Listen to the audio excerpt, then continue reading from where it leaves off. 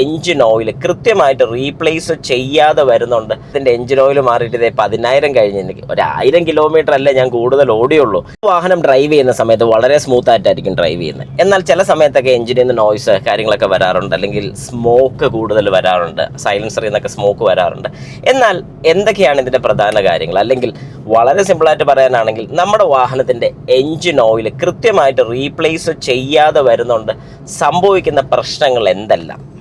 കുറച്ച് പേർക്കെങ്കിലും തോന്നുമായിരിക്കും, ഇപ്പം ആകപ്പാടെ ഞാൻ എഞ്ചിൻ ഓയിൽ മാറിയിട്ടൊരു 1000 കിലോമീറ്ററേ ഓടിയിട്ടുള്ളൂ, പക്ഷെ വർഷം ഒന്നായി, മാറ്റേണ്ട ആവശ്യമില്ലല്ലോ എന്ന് പറയുന്നവരോടും, അല്ലെങ്കിൽ ഞാൻ എൻ്റെ വാഹനത്തിൻ്റെ എഞ്ചിൻ ഓയിൽ മാറിയിട്ട് ഇതേ 10,000 കഴിഞ്ഞ് എനിക്ക് 1000 കിലോമീറ്റർ അല്ലേ ഞാൻ കൂടുതൽ ഓടിയുള്ളൂ എന്നൊക്കെ പറയുന്നവർക്ക് വളരെ കൃത്യമായിട്ട് അറിഞ്ഞിരിക്കേണ്ട ഒരു വീഡിയോ ആണ് ഞാൻ ഇന്നിപ്പോൾ ചെയ്യുന്നത്. നിങ്ങളുടെ ഫ്രണ്ട്സോ അല്ലെങ്കിൽ ഫാമിലിയിലുള്ള ആരെങ്കിലുമൊക്കെ ഇതുപോലെ കിലോമീറ്റർ കൂടുതൽ ഡ്രൈവ് ചെയ്ത് എഞ്ചിൻ ഓയിൽ മാറാതെയൊക്കെ ഓടിക്കാനല്ല അവർക്കും കൂടി ഈ വീഡിയോ ഒന്ന് അയച്ചു കൊടുക്കുക. ഇനി ഓട്ടോ ഇല്ലാത്ത ആരെങ്കിലും ഉണ്ടെങ്കിൽ അവർക്ക് കൂടെ അത് അയച്ചു കൊടുക്കുക. അപ്പം ഹായ് നമസ്കാരം, ഞാൻ രാകേഷ് MG എക്സ്പ്ലോർ എന്ന് പറഞ്ഞ എൻ്റെ ചാനലിലേക്ക് എല്ലാവർക്കും സ്വാഗതം. എല്ലാവരും സുഖമായിട്ടിരിക്കുന്നു വിശ്വസിക്കുന്നു. അപ്പോൾ നമുക്ക് ഏതായാലും സ്റ്റാർട്ട് ചെയ്യാം. ആദ്യം തന്നെ എഞ്ചിൻ ഓയിൽ എന്താണ് നമ്മുടെ വാഹനത്തിൻ്റെ എഞ്ചിനുകളിൽ ചെയ്യുന്നത്? ലൂബ്രിക്കേഷൻ എന്നുള്ള നമ്മുടെ ഒരു കാഴ്ചപ്പാട് തെറ്റാന്ന് ഞാൻ പറയുന്നില്ല, പക്ഷേ ലൂബ്രിക്കേഷൻ മാത്രമല്ല. ലൂബ്രിക്കേഷൻ ഇതിൻ്റെ ഒരു പ്രോസസ്സ് മാത്രമാണ്, അല്ലെങ്കിൽ ഒരു ഫംഗ്ഷനുകളിൽ ഒന്ന് മാത്രമാണ് ലൂബ്രിക്കേഷൻ എന്ന് പറയുന്നത്. പക്ഷേ ലൂബ്രിക്കേഷൻ മാത്രമല്ല, എഞ്ചിൻ ഓയിൽ ഒരുപാട് കാര്യങ്ങൾ ചെയ്യുന്നുണ്ട്. നമ്മുടെ വാഹനത്തിൻ്റെ എഞ്ചിൻ ഓയിൽ കൃത്യമായിട്ട് 10,000 കിലോമീറ്റർ കൂടുമ്പോൾ, അല്ലെങ്കിൽ കമ്പനി റെക്കമെൻഡ് ചെയ്യുന്ന ടൈമിനനുസരിച്ച് റീപ്ലേസ് ചെയ്യണം. ഞാൻ ഇങ്ങനെ എടുത്ത് പറഞ്ഞതിൻ്റെ കാര്യം എന്താണെന്ന് പറഞ്ഞാൽ, ബൈക്ക് സ്കൂട്ടേഴ്സൊക്കെ വരുന്ന സമയത്ത് കുറച്ചുകൂടെ നേരത്തെയാണ് 6,000 കൂടുമ്പോഴൊക്കെ മാറുന്നുണ്ട്.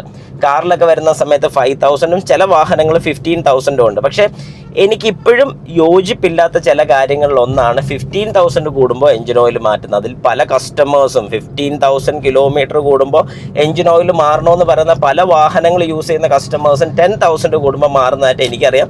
അവരെന്നോട് പേഴ്സണലായിട്ട് പറഞ്ഞിട്ടുമുണ്ട്. നല്ല കാര്യമാണ്. ഈ 15 കൂടുമ്പോൾ ഉടനെ ഒന്നും കംപ്ലൈൻറ്റ് വരത്തില്ല, പക്ഷേ ഭാവിയിൽ അല്ലെങ്കിൽ കുറച്ചുകൂടെയൊക്കെ കഴിയുമ്പോഴത്തേക്കും പ്രശ്നങ്ങൾ വരാനുള്ള ചാൻസസ് ഭയങ്കര കൂടുതലാണ്. അതുകൊണ്ട് നമ്മൾ എപ്പോഴും മനസ്സിലാക്കേണ്ട ഒരു കാര്യം, എഞ്ചിൻ ഓയിൽ കൃത്യമായിട്ട് മാറുക. ആദ്യത്തെ പ്രശ്നം എന്ന് പറഞ്ഞു കഴിഞ്ഞാൽ കൂളിംഗ് ഫംഗ്ഷൻ തന്നെയാണ്. അതായത് എൻജിൻ കൂള് ചെയ്യിക്കാൻ വേണ്ടിയിട്ട് കൂളൻ്റ് അല്ലാതെ എൻജിൻ ഓയിലും വലിയൊരു റോള് തന്നെയാണ് കളിക്കുന്നത്. അതായത് നമ്മുടെ സിലിണ്ടറിനകത്ത് വരുന്ന ഹീറ്റും കാര്യങ്ങളൊക്കെ കൊണ്ടുവരാൻ വേണ്ടി, അല്ലെങ്കിൽ അതിനെ ട്രാൻസ്ഫർ ചെയ്യാൻ വേണ്ടിയിട്ടൊക്കെ കൂടുതലും നമ്മുടെ എൻജിൻ ഓയിലിന് റോളുണ്ട്. അതായത് ഇതിൻ്റെ ഹീറ്റിനെ ട്രാൻസ്ഫർ ചെയ്ത് ഈ ഹീറ്റിനെ നമ്മുടെ ബാക്കിയുള്ള ഭാഗങ്ങളിലോട്ട്, അല്ലെങ്കിൽ ഇതിനെ അബ്സോർവ് ചെയ്തെടുക്കാൻ വേണ്ടിയിട്ട് നമ്മുടെ എൻജിൻ ഓയിൽ ഒരു വലിയ റോള് തന്നെയാണ് കളിക്കുന്നത്. അപ്പം എൻജിൻ ഓയിൽ കൃത്യമായിട്ടുള്ള സമയത്ത് റീപ്ലേസ് ചെയ്തില്ലെങ്കിൽ ഇതിൻ്റെ ഈ പ്രോപ്പർട്ടിയും കാര്യങ്ങളൊക്കെ നഷ്ടപ്പെട്ടു പോകും. ആദ്യത്തെ കാര്യം. രണ്ടാമത്തെ കാര്യം, എൻജിൻ വെയർ സംഭവിക്കും. അതായത് തേയ്മാനം ഉണ്ടാവും. നമ്മൾ കൃത്യസമയത്ത് എൻജിൻ ഓയിൽ മാറിയില്ലെങ്കിൽ എൻജിൻ ഓയിലിൻ്റെ വിസ്കോസിറ്റി കൂടാനുള്ള, അതായത് ഈ വിസ്കോസിറ്റി എന്ന് പറയുന്നത്, നമ്മളിപ്പോൾ എൻജിൻ ഓയിൽ ഒരു പാത്രത്തിലോട്ട് അല്ലെങ്കിൽ ഒരു സർഫസിലോട്ട് ഒഴിച്ച് കഴിയുമ്പോൾ അത് ഒഴുകിപ്പോൾ ഒരു ചെറിയൊരു സ്ലോപ്പുള്ള സർഫസ് ആണെങ്കിൽ അത് ഒഴുകാനെടുക്കുന്ന ആ ഒരു ടൈം, അല്ലെങ്കിൽ ആ ഒരു കട്ടിനൊക്കെയാണ് വിസ്കോസിറ്റി എന്ന് പറയുന്നത്. ആ വിസ്കോസിറ്റി കൂടും, അതായത് ഒഴുകാതെ വരും, ഫ്ലോ ചെയ്യാതെ വരും. അങ്ങനെയൊക്കെ വരുന്ന സമയത്ത് എൻജിൻ ഓയിൽ എല്ലാ പോർഷൻസിലും ചെല്ലത്തില്ല. അതായത് നമ്മുടെ വാഹനത്തിനകത്ത് എൻജിൻ ഓയിൽ എല്ലാ സ്ഥലത്തും ചെല്ലാൻ വേണ്ട ഒരു ഓയിൽ പമ്പ് വരുന്നുണ്ട്. ഈ പമ്പാണ് ഓയിലിനെ എല്ലാ സ്ഥലത്തോട്ടും സർക്കുലേറ്റ് ചെയ്യിക്കുന്നത്. അപ്പോൾ ഈ പമ്പ് വലിച്ച് ഈ ചെറിയ ഗാലറീസിനകത്തൂടെ, അതായത് ഓയിൽ ഗാലറി പോലെ ചെറിയ പൈപ്പുകളാണെന്നൊന്ന് സങ്കല്പിക്കുക, ഇതിനകത്തൂടെ പോകാൻ പറ്റാതെ വരും. അങ്ങനെ ഓയിൽ കൃത്യസമയത്ത് കിട്ടാതെ വരുമ്പോൾ നമ്മുടെ വാഹനത്തിൻ്റെ ഓരോ പാർട്സുകളും, ഇൻക്ലൂഡിങ് ടെർബോ, ഡീസൽ വാഹനമാണെങ്കിൽ ടെർബോ, പെട്രോൾ വാഹനത്തിൽ ഇപ്പോൾ ടെർബോ വരുന്നുണ്ട്. അപ്പോൾ ടെർബോയ്ക്കൊക്കെ കംപ്ലൈൻറ്റ് വരും. കാരണം ടെർബോ ഒക്കെ ഹീറ്റ് കളയാനും അല്ലെങ്കിൽ ടെർബോ ലൂബ്രിക്കേഷനൊക്കെ എൻജിൻ ഓയിൽ തന്നെയാണ് യൂസ് ചെയ്യുന്നത്. അങ്ങനെ ടെർബോയ്ക്ക് കംപ്ലൈൻറ്റ് വരും. അതുപോലെ തന്നെ വാഹനത്തിനകത്തുള്ള എൻജിൻ പാർട്സുകൾക്ക് കംപ്ലൈൻറ്റ് വരും. വെയർ ആൻഡ് ടയർ ഉണ്ടാവും, ഗ്യാസസ് ലീക്കാവും, ബേണിങ് പ്രോപ്പർ ആവത്തില്ല. അങ്ങനെയൊക്കെ ഒരുപാട് പ്രശ്നങ്ങൾ വരും. അപ്പം നിസ്സാരം നമ്മുടെ ആ എൻജിൻ ഓയിലൊന്ന് മാറി വിട്ട് കഴിഞ്ഞാൽ, അത് 10,000 കിലോമീറ്ററിലാണ് മാറേണ്ടതെങ്കിൽ നിങ്ങളിപ്പോൾ ഒരു 9,500 മാറിയാലും ഒരു രീതിക്കുള്ള പ്രശ്നവും വരത്തില്ല.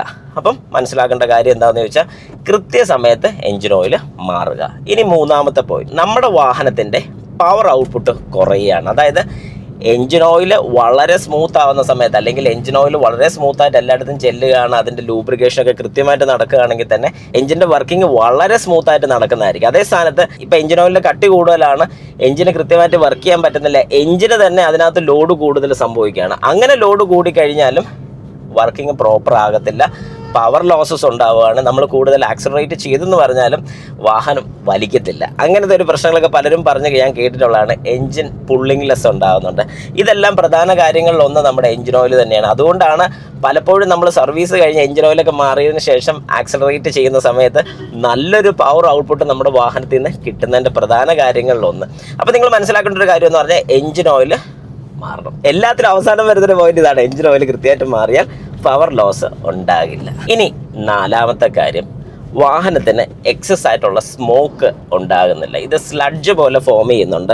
അതുപോലെ തന്നെ ബേൺ ചെയ്യാനുള്ള ചാൻസസ് കൂടുതലാണ് ഇങ്ങനെ വരുന്ന സമയത്ത്. അതായത് കുറച്ച് പോർഷൻസ് ഒക്കെ ഓവറായിട്ട് ഹീറ്റ് ആയിക്കൊണ്ടിരിക്കുന്ന സമയത്ത് ചിലപ്പോൾ വിസ്കോസിറ്റി ഒത്തിരി താന്നു പോകും. അങ്ങനെ വിസ്കോസിറ്റി ഒത്തിരി താന്നു പോയി കഴിഞ്ഞാൽ ഇത് നമ്മുടെ സിലിണ്ടേഴ്സിൽ കയറി കമ്പസ്റ്റൻ ചേമ്പറിൽ വന്ന് കത്താനുള്ള ചാൻസസ് കൂടുതലാണ്. അങ്ങനെ കത്തുന്നുള്ളതുകൊണ്ട് തന്നെ ഒരു ബ്ലൂയിഷ് സ്മോക്ക് വരാനുള്ള സാധ്യത കൂടുതലാണ്. അപ്പോൾ നമ്മൾ മനസ്സിലാക്കേണ്ട ഒരു കാര്യം എന്താണെന്ന് വെച്ച് കഴിഞ്ഞാൽ കൃത്യമായിട്ടുള്ള സമയത്ത് ഓയിൽ മാറുക. അപ്പോൾ എല്ലാത്തിലും വരുന്ന അവസാനത്തെ കാര്യം ഇത് തന്നെയാണ്. പിന്നെ അടുത്തൊരു പോയിന്റ് എന്ന് പറഞ്ഞാൽ സ്ലഡ്ജ് ക്രിയേറ്റ് ചെയ്യാനുള്ളത്. നമ്മളിപ്പോൾ എഞ്ചിൻ ഓയിൽ ഒഴിക്കുന്നൊക്കെ ക്യാപ്പ് തുറക്കുന്ന സമയത്ത് ആ വാൽ കവർ പാക്കിങ്ങിൻ്റെ അകത്ത് ഒക്കെ നല്ല കട്ടി പിടിച്ച് എഞ്ചിൻ ഓയിൽ ഇരിക്കുന്ന കാണാൻ സാധിക്കും. ചിലപ്പോൾ എഞ്ചിൻ ഓയിൽ ഊറ്റുന്ന സമയത്ത് എഞ്ചിൻ ഓയിൽ പുറത്ത് വരില്ല. അതുപോലെ കട്ടിയായിട്ടിരിക്കുന്ന സാഹചര്യങ്ങളൊക്കെ ഞാൻ കണ്ടിട്ടുണ്ട്. കാരണം എഞ്ചിൻ ഓയിൽ മാറാതെ ഓടുന്നിടത്തോളം ഇപ്പോൾ കംപ്ലൈൻറ്റ് വരുമ്പോൾ അറിയാമല്ലോ എന്നാണ് പറയുന്നത്. പക്ഷേ കംപ്ലൈൻറ്റ് എന്ന് പറയുമ്പോഴത്തേക്കും അവിടെ പ്രശ്നം ഉണ്ടാകുന്നതിന് മുമ്പ് തന്നെ നമ്മൾ കൃത്യമായിട്ട് റീപ്ലേസ്മെൻറ്റ് ചെയ്യുകയാണെങ്കിൽ തന്നെ നമ്മുടെ വാഹനത്തിന് ഒരു രീതിക്കുള്ള പ്രശ്നവും വരില്ല.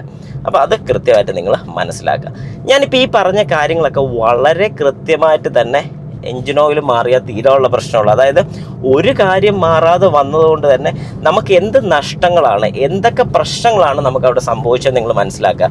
ഇത്രയും കൊണ്ട് തീരില്ല. ഇതൊക്കെ ഞാൻ ജസ്റ്റ് ഒരു ബേസിക് ആയിട്ടുള്ള പ്രശ്നം മാത്രമാണ് പറഞ്ഞത്. അതുകൊണ്ട് കൃത്യമായിട്ട് നമ്മൾ എഞ്ചിൻ ഓയിൽ മാറുകയാണെങ്കിൽ തന്നെ ഒരുവിധപ്പെട്ട എല്ലാ കംപ്ലയിൻസും മാറുന്നതായിരിക്കും വാഹനത്തിൽ നിന്ന്. അതുകൊണ്ട് നിങ്ങൾ മനസ്സിലാക്കേണ്ട ഒരു കാര്യം, കൃത്യസമയത്ത് എഞ്ചിൻ ഓയിൽ റീപ്ലേസ്മെൻറ്റ് നടത്തിയിരിക്കണം. ഇനി ആ ഒരു കാര്യത്തിൽ ഒരു രീതിക്കുള്ള സംശയം നിങ്ങളുടെ മനസ്സിലുണ്ടാകണ്ട. എന്തെങ്കിലും സംശയമോ കാര്യങ്ങളൊക്കെ ഉണ്ടെങ്കിൽ ജസ്റ്റ് താഴെ കൊടുത്തിരിക്കുന്ന കമൻറ്റ് ബോക്സിൽ ഒന്ന് കമൻറ്റ് കൂടെ ഇട്ടേക്കുക. അപ്പോൾ എല്ലാവർക്കും എൻ്റെ നന്ദി, നമസ്കാരം.